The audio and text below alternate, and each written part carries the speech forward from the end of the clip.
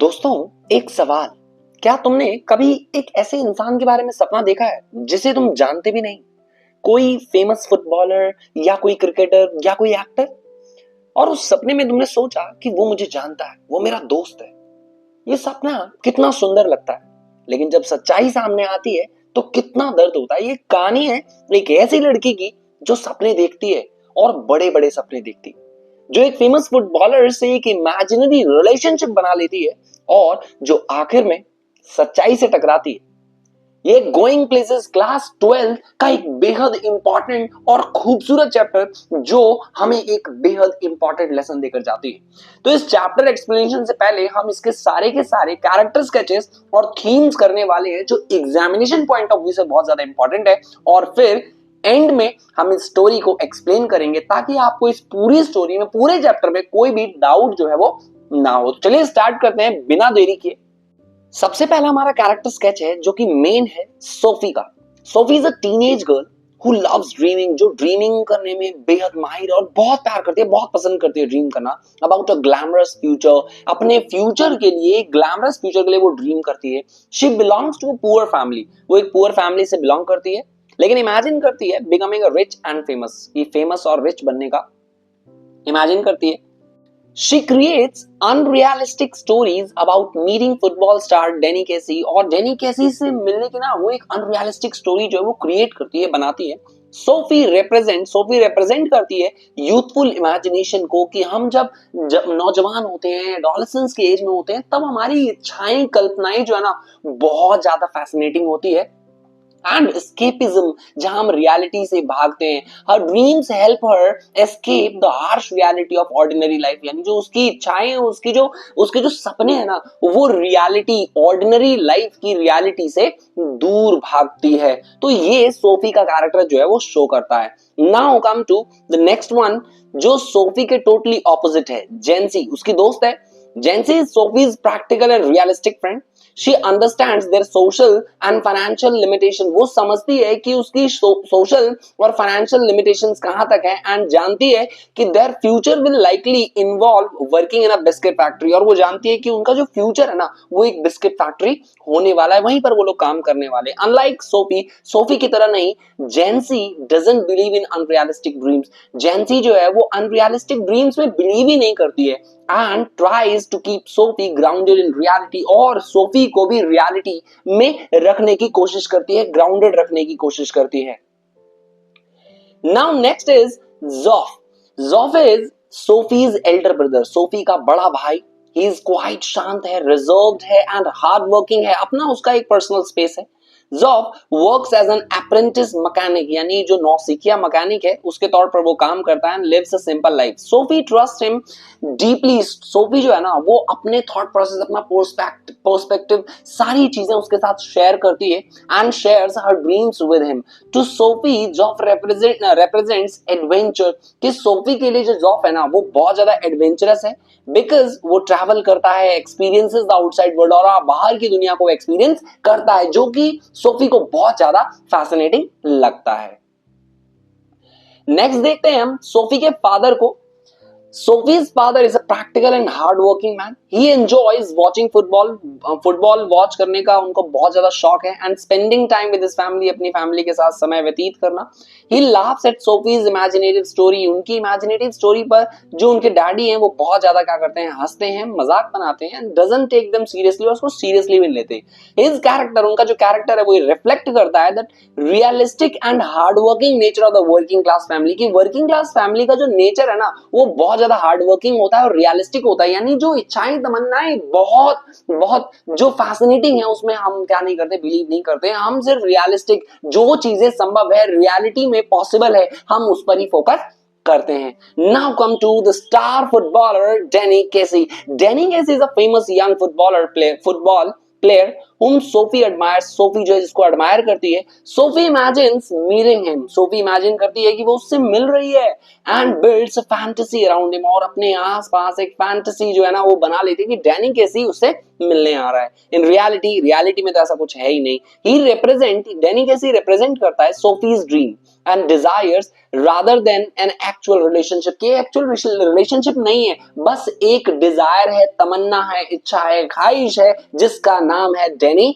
कैसी। तो ये हो गए सारे के सारे कैरेक्टर स्केचेस जो एग्जामिनेशन पॉइंट ऑफ व्यू से काफी ज्यादा इंपॉर्टेंट है। व्हाइल राइटिंग आंसर्स आपको ये पता होने चाहिए। तो चलिए अब हम समझते हैं इसके सारे के सारे थीम्स को one by one.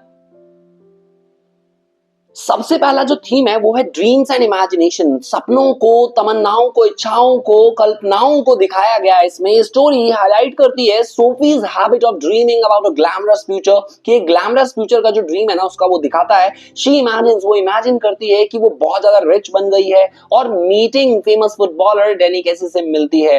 Her dreams, उसके जो सपने हैं, हेल्प हर एस्केप, उसके जो सपने हैं ना वो उसको रियलिटी से क्या करता है, दूर लेकर जाता है, एक ऑर्डिनरी वर्किंग क्लास लाइफ से दूर लेकर जाता है, जहां वो रियलिटी में बिलोंग करती है ना उस स्टाइल से, उस कम्युनिटी से उसे दूर लेकर जाती है उसके ड्रीम्स।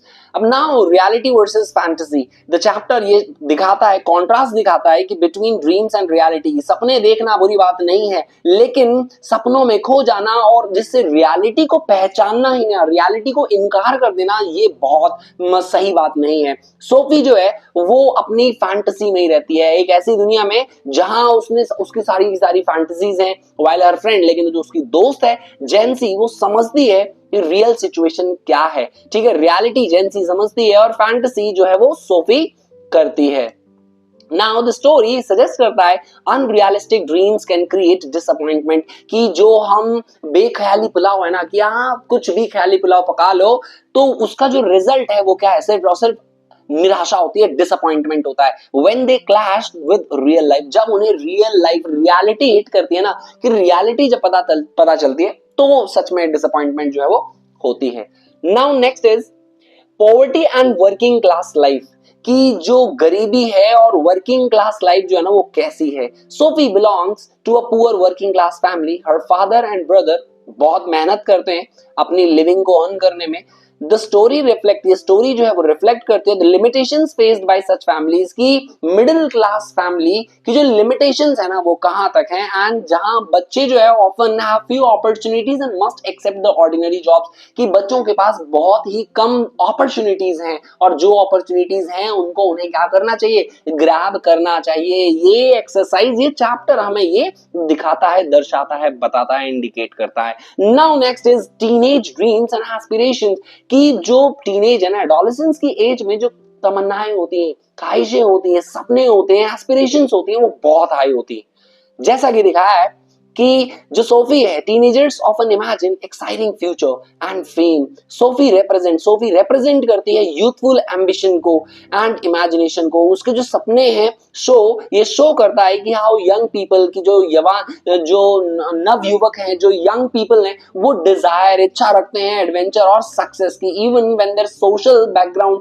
कि उनका जो सोशल बैकग्राउंड है वो उन्हें वो सपने देखने को अलाउ नहीं करता है, और उसे अचीव करना उस सोसाइटी में, उस कम्युनिटी में बहुत ज्यादा डिफरेंट या डिफिकल्ट है। Okay, now next is escapism, जब हम रियलिटी से भागते हैं। सोफी यूजेस ड्रीम्स, सोफी जो है वो अपने सपनों का इस्तेमाल करती है कि रियलिटी से भागना from her boring limited life by imagining meeting with famous people and luxurious future. She avoids facing the harsh truth of her present circumstances, यानी वो अपने प्रेजेंट सिचुएशन जो वो देखती है ना कि उसकी लाइफ में कितने हार्डशिप्स हैं, उसकी फैमिली कितनी तंगियों से गुजर रही है, तो वो चीजें उसको पसंद नहीं है, वो क्या करती है, इग्नोर करती है और उन चीजों को सोचना भी नहीं चाहती, उनको अवॉइड करती है। जो उसके लाइफ में हार्श ट्रुथ है, जो कठोर सच है ना, वो उसको डिनाई करती है मानने से, बल्कि अपने एस्पिरेशंस में ही जीती है।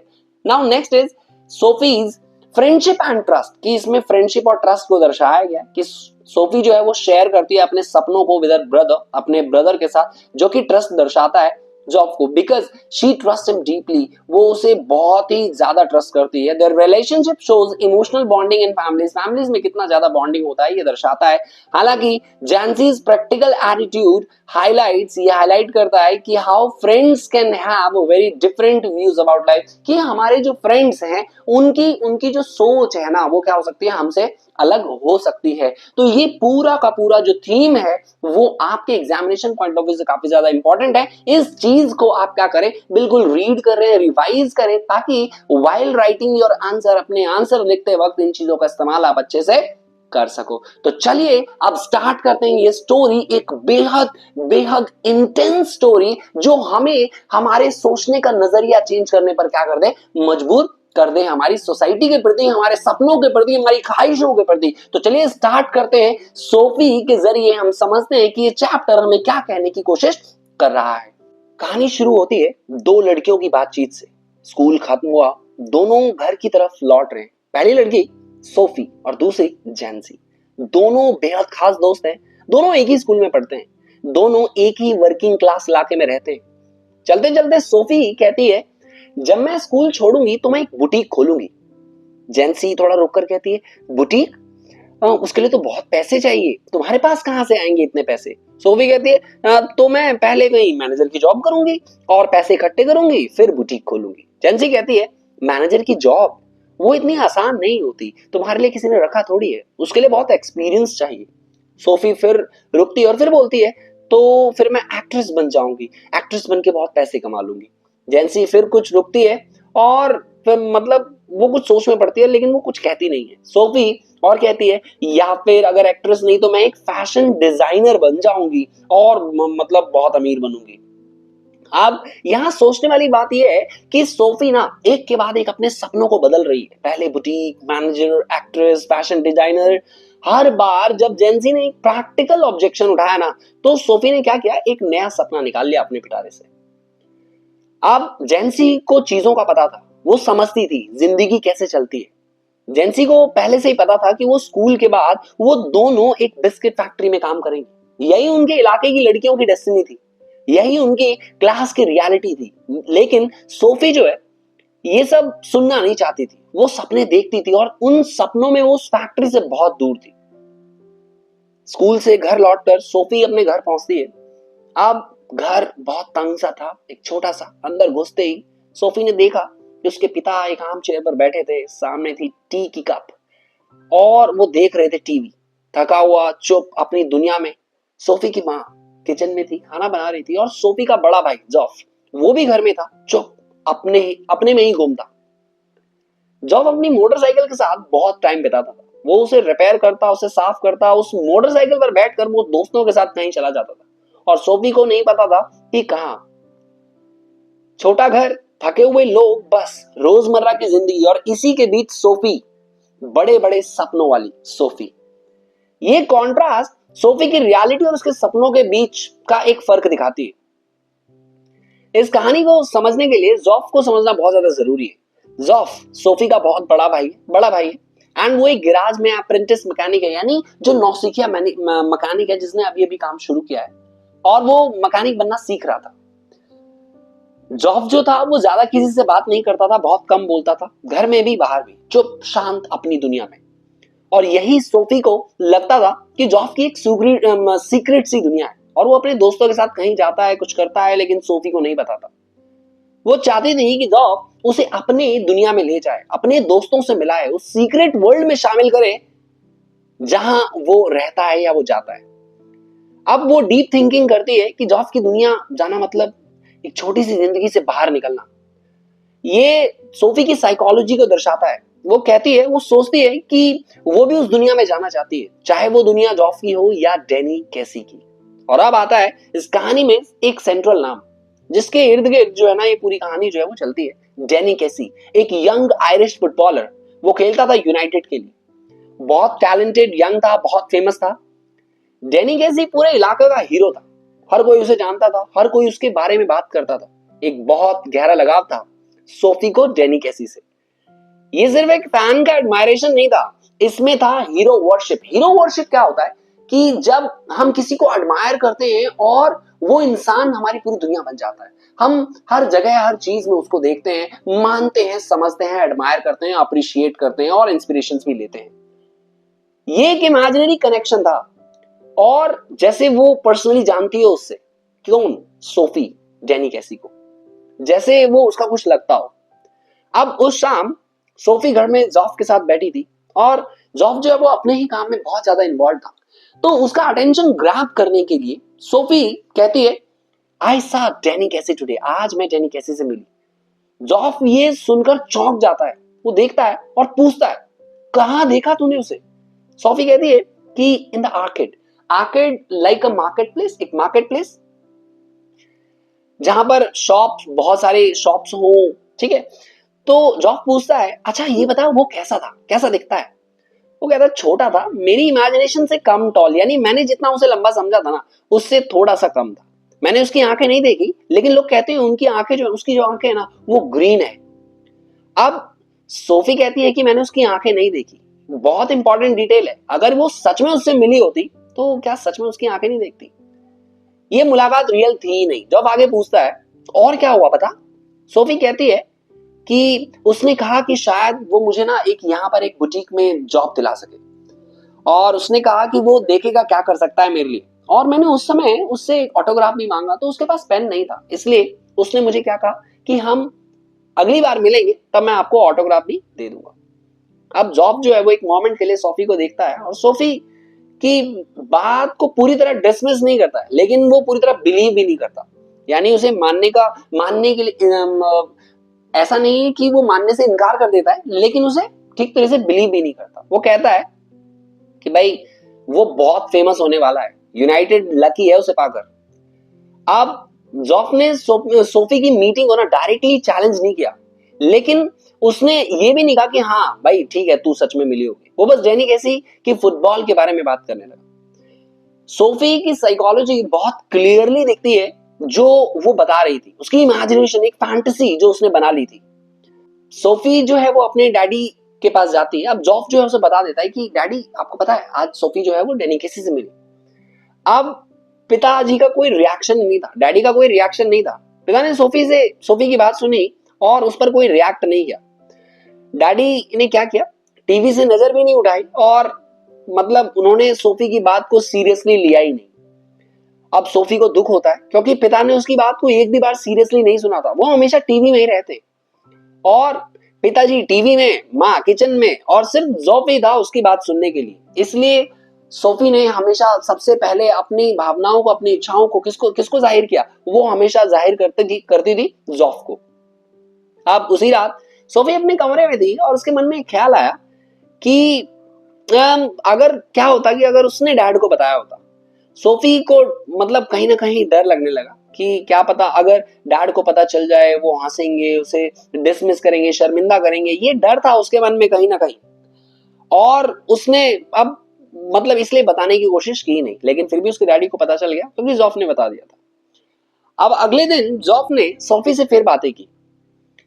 जॉफ सोफी के साथ जब भी होता तो कहीं ना कहीं कॉन्वर्सेशन होती उनके साथ, तो और डैनी कैसी के बारे में स्पेशली होती, क्योंकि अब जॉफ को ये लगा कि जो जेंसी है, सॉरी जो सोफी है, वो डैनी कैसी से मिली तो कहीं ना कहीं उसके बारे में बहुत कुछ जानती होगी। वो खुद उस फैंटेसी में डूब चुकी थी। कौन? सोफी।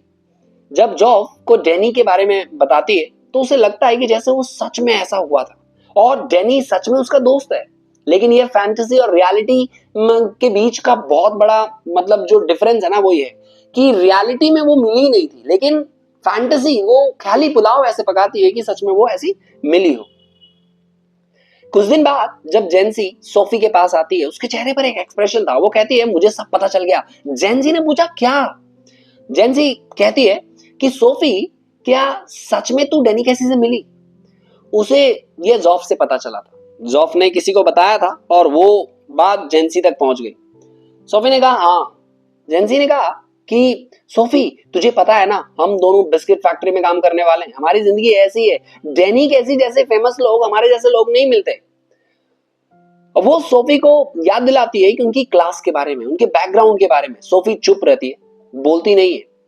सोफी को जेंसी की बात जो है ना वो पसंद नहीं आती। उसे लगा जेंसी उसे समझती नहीं है, जेंसी विलन नहीं है। उसे लगा जेंसी विलन है, लेकिन जेंसी जो है ना वो विलन नहीं है, वो सोफी की सच्ची दोस्त है। वो उसको उस राह पर लेकर आ रही है जिस राह से वो भटक चुकी है। अब एक सैटरडे जब सोफी, जॉफ और उसके जो फादर हैं वो जाते हैं मैच देखने। यूनाइटेड का मैच था, स्टेडियम में भीड़ थी, चारों तरफ एक्साइटमेंट। और उस मैच में सोफी ने देखा डैनी कैसी को। वो मैदान पर खड़ा था, खेल रहा था। उसने डैनी कैसी को देखा और उसका दिल भरा। अब वो इतना यंग था, सोफी ने सोचा कि उससे भी, मतलब उसने सोचा था ना उससे भी यंगर और इतना ग्रेसफुल। सोफी उसे देखती रही पूरे मैच में।